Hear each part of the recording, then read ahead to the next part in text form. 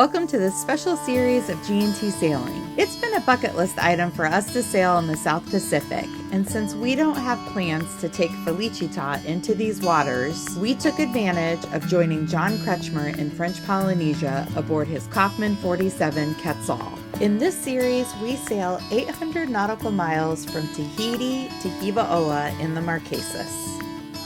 We're here in Tahiti and we're getting ready to sail off.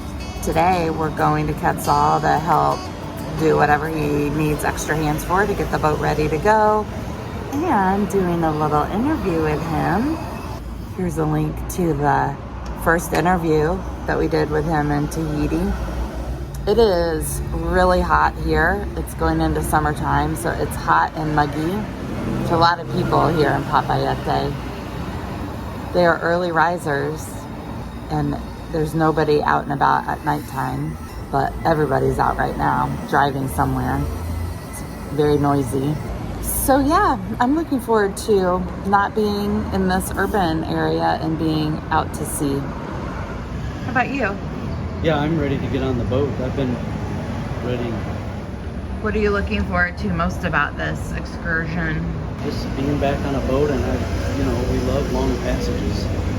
So this is going to be long passages, and we're going to see some really cool parts of the world that I've never seen before. Look forward to that. Hopefully we'll catch a fish or two.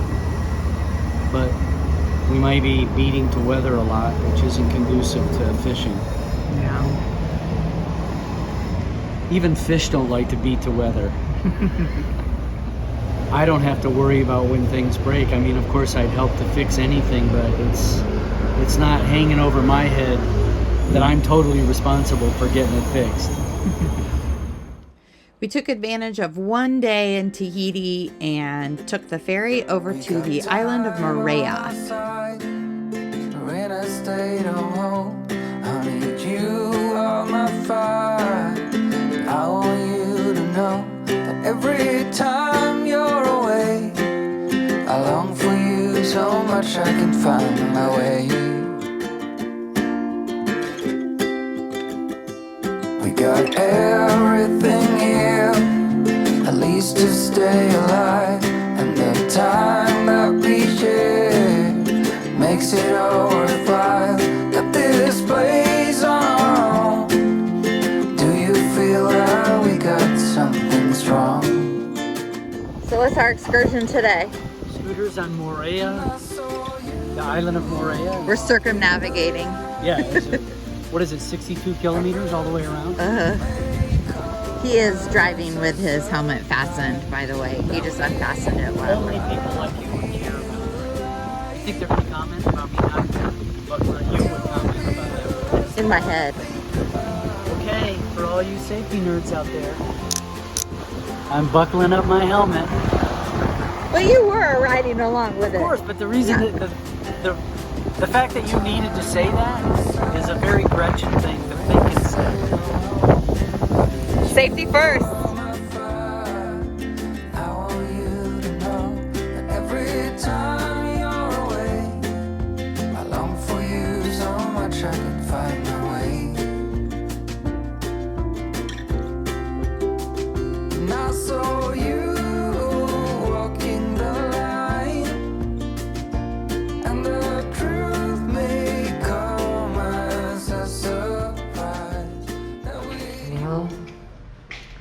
Here we are, leaving the Airbnb.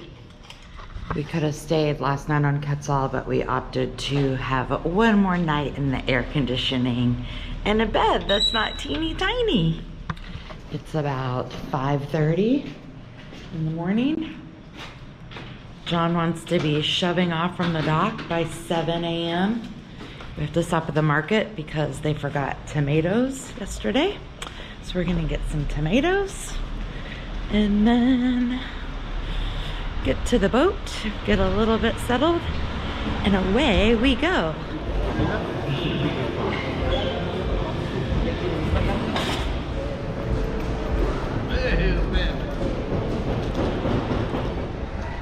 Mission accomplished. Tomatoes, a papaya, and 2 mangoes. So, tell me where we're going. Some atoll. I think so. Rangiroa? And Rangiroa, like kangaroo. and what's our ultimate destination? The Marquesas.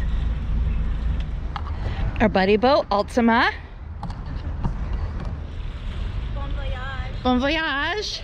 Give us about a half-hour head start. Papeete Port,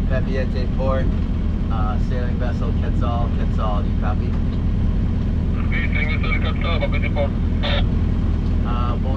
Bonjour, Captain. Quetzal, we are leaving the marina and ready to clear the pass in about 5 minutes, over. Okay, Quetzal, clearance, thank you. Thank you very much. Quetzal standing by, channel 12.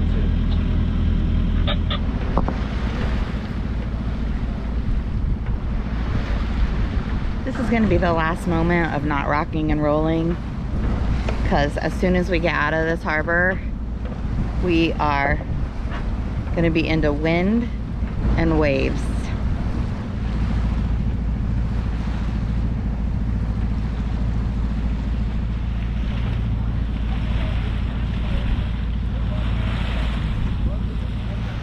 It's not red right returning here. Red is to starboard when you're leaving, which is how it is in most of the world.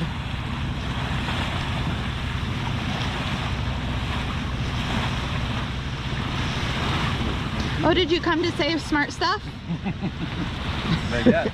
Ah.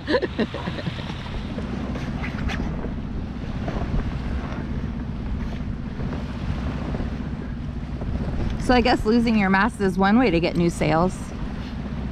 These are pretty crispy still. The sails are 1 year old. Yeah. And the mast went over.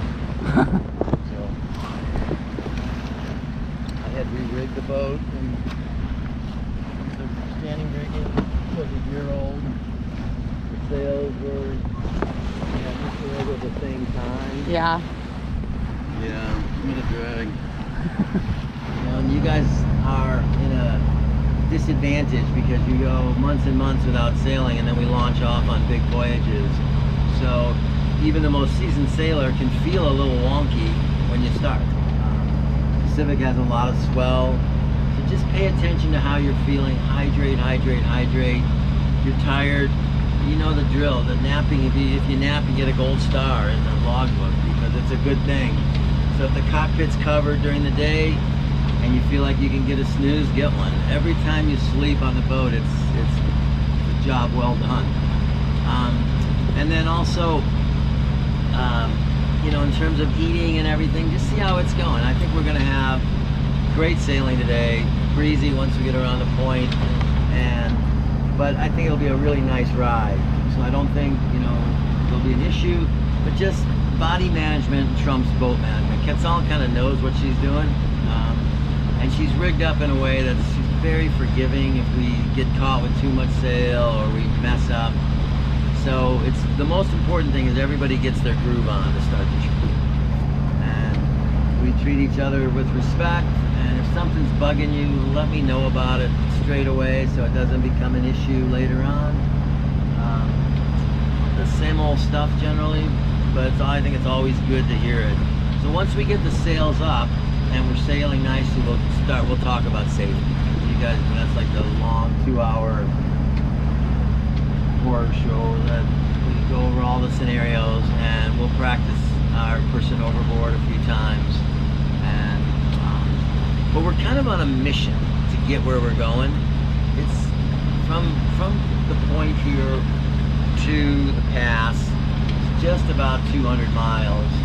So I really, really want to be there at 2 o'clock tomorrow, which means we got to sail about 7 to 8 knots the whole way. And as soon as the wind fills in like it's supposed to, I have no doubt we will sail that fast. What are we motoring now? About 5.5? 6-8. Oh, we must have the tide with us. Well, it's our first morning after about 24 hours on passage, and it was a very sporty sail on our ear. We were The goal was to go between 7 and 8 knots all the way up from Tahiti to Rangiroa. And we did that. How would you describe our sail last night? Calm. I like how he says we're delivering the mail. We were carrying the mail, man. Carrying the mail. It was a great sail. It was breezy. We were lucky on the wind angle. We never got headed. Yeah. And as we started to approach now these narrow, tricky passes, the wind is actually cooperating, and we were able to have a beam reach through here. And we were nervous because the swell between these Tuamotus passages either goes one way or the other, and we're lucky we have it with us. No, it was a lively night. Didn't see any traffic. Sort of had sails in and out a bit, but mostly we had 2 reefs and the staysail carrying us, and the jib kind of had a small role in it. So now we're getting close to the waypoint where we're going to be really close to the reef on Rangiroa and figure out how to get over to the pass and time it with the tidal current. And well, we're doing what, about 6 now? Yeah, we're averaging around 6. Yep. And it's about 8. Yeah. Oh, 800. It is straight up 8 o'clock on the. So, That's 2 hours for that. yeah, so 2 hours there, and then it's going to be every bit of 2 hours of motoring. When we're going to get there Afternoon, right yeah. on skid. Yeah. Yeah. Well, it's funny when you look at the tidal data. There's a 2-hour range from different sources of what's the time of tide. Oh. Oh, It's I see what you're saying. It's so crazy here. So we might think, well, We're right it's on. perfect, and we might swing into the harbor at like 12 knots. And how will Nathan be affected so far behind? Ultima. Yeah, he's going to need to be. Are they a couple hours or more behind us? Yeah, they were about 12 miles behind us. So he needs to push. But there's a guy who's created a simulator that everybody uses here, except me, as to when to time your entry in and out of the pass, based on kind of the wind and the current. So we are going to be okay because even though the entry into the pass is almost due south, so even a little bit southwest. So we're going to have kind of rocky seas as we are getting in there, but then really soon we'll come into the lead. And then the whole of the atoll is not going to be very protected once we're in there until we tuck around this point where we anchor. So, but it will be fine. There won't be big seas in there, you know. But so we're going to keep our sails up so that as we approach, if anything goes awry, we should be able to lay that heading pretty nicely just under sail. And then once we get through the pass, we'll round up, drop everything, and motor over to the anchor. I hope it brightens up because it's some of the most beautiful water on the planet. This is really. There's a reef out there, I promise. I didn't see it with the naked eye, just barely. It just looks like waves. Yeah, it was funny also in the celestial days, you never aimed right at anything. You always aimed 20 miles to windward of where you were going on a passage, so that you didn't quite get there. You knew it was most likely which side to turn down to, and you'd be able to turn downwind to get there. Yeah. It was standard procedure to always aim well upwind of where you hope to get to, Good morning. with the idea that you could bear down. And the problem with tacking it, which would be fine to do, is that we'll miss our time. We can't add an extra 10 miles, which is what tacking will do. So you end up motoring a bit around here because you have all of these really set times with the current in the passes. We need to put a charge in. We're not getting any solar. That's right. It's called a range. That's a range. Those are range markers. Yeah, they had that in San Diego Harbor when you came in. Yeah. For the You could line the ships. lights up. It's super. It's there. They used to be really be popular before GPS, because as long as you were on the range, you were on course. Whereas if you drift off course, which can happen with current, then you're off the range. It's like a pilot. It coming is, in yeah, to land. and it's a way to deal with currents throwing you off, you can be really proactive. Yeah. So we're gonna kind of try to get ourselves right in here, you know, a mile or so offshore. Can you see the range that far Yeah, away? you can, and we'll get all lined up on things. We'll try to see what the current's doing, and then we'll pop in there. So we have a pretty long motor. That's why we want to cut this lighthouse even closer.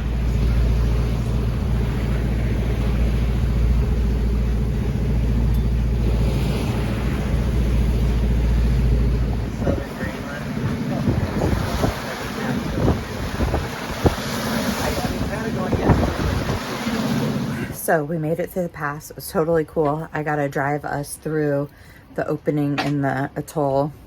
We didn't get any video of it because, of course, Tim didn't pick up a camera. But that's totally cool. It was active. And I didn't think about it ahead of time to put a camera in his hand. So anyway, it was awesome. It was super intimidating, but really cool. And I just took a shower.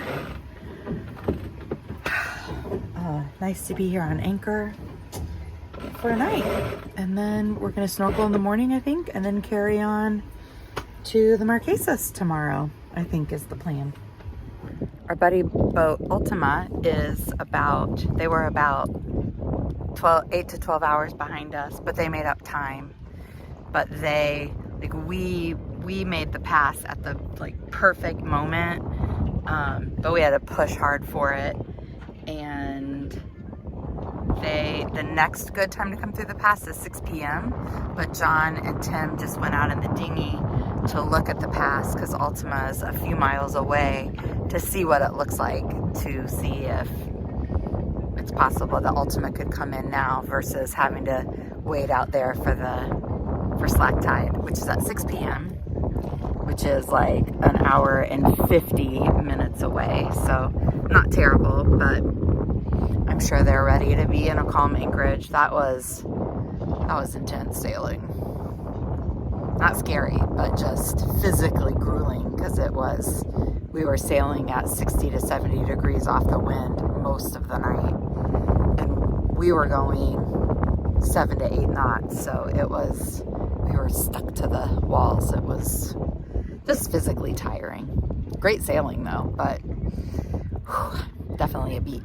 So hopefully these guys are going to look at it and say that they think it's okay to come through. Oh, and we have a leak in our port light.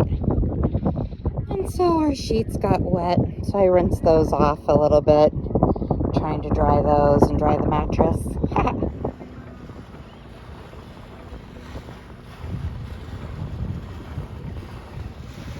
Would have been so proud of us, huh? Right. We almost got swept out to sea.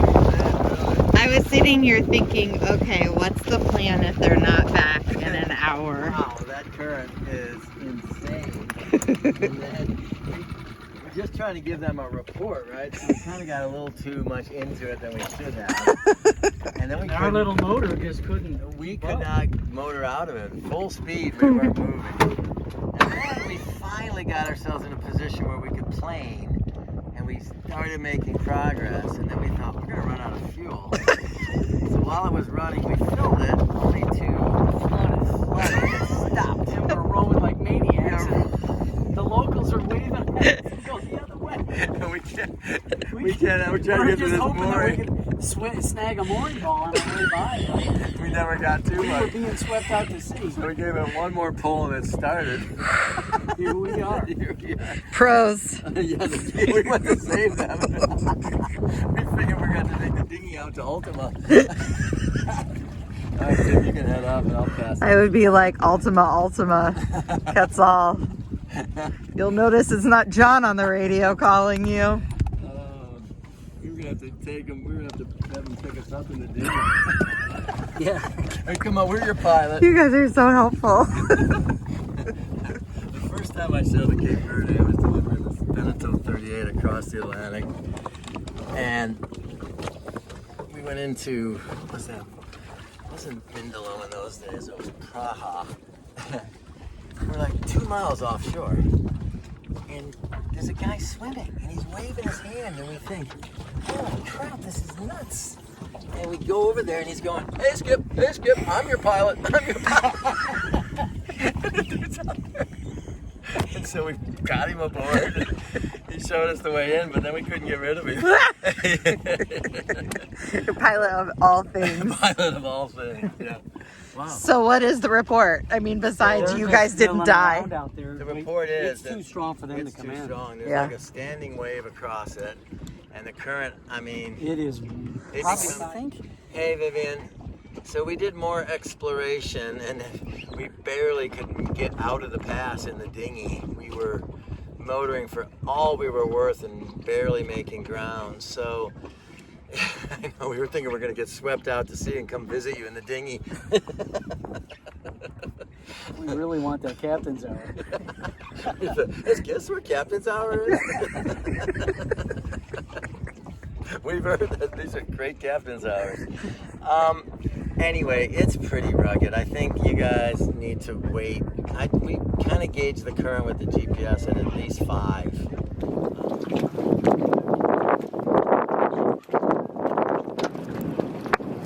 So that little glowing light out there on the horizon is Ultima making their way in.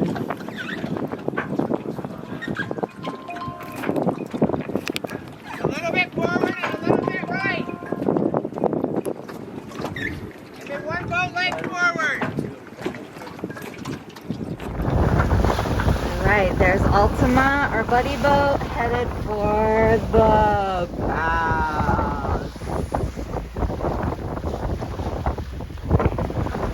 We think we're leaving at slack tide. Do you look We a have a stern guy behind at the helm. John's jumping for his life. Oh wait, he's just securing things.